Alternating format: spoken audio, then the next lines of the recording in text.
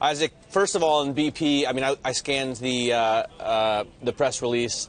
It seems pretty standard, but they've found a new 30,000-foot well. Yeah, I mean, you can see there's some reaction, and it's a joint project, BP and Chevron, and there's some reaction, but kind of in line with the broader market, so not too much excitement. I think what this is emblematic of is these mega projects that the oil majors are pursuing. Huge deepwater wells, multi-year projects, decade-long projects, huge investments, and those are also the investments that require oil prices to stay high. Yeah, I was going to say, with huge investments, how high do they need the oil price to be? Because $81, okay, we've seen oil, well, I'm 40, so I've seen it a lot lower, but we've seen it a lot higher as well. It seems to be kind of middle of the road here as far as the historical price. You got to remember, the last 4 years, the average price of oil was the highest annual averages ever.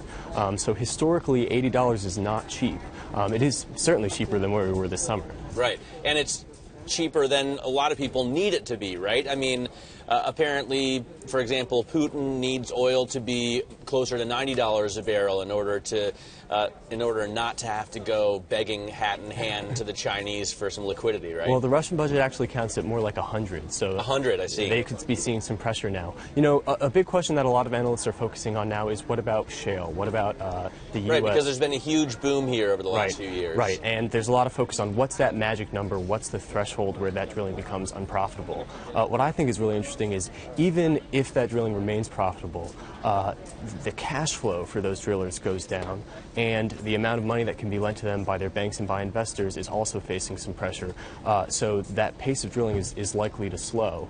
So getting oil out of shale rock at $100 a barrel seems easier than it does at $80 a barrel. I mean, it's not a question of difficulty, it's a question of cost, and these wells are multiples more expensive than just, you know, I drink your milkshake wells. So how low can we go and still have this big boom in the U.S.? A lot of analysts that I've talked to say at the current level we see growth fall by about half. In the low 70s, we start to see that growth turn negative. Excellent. All right, Isaac, thanks so much for joining us. Isaac Arnsdorf. What was that? I drink your milkshake well? You've all seen that movie. I drink your milkshake well. All right, I like that. Isaac Arnsdorf there from Bloomberg News.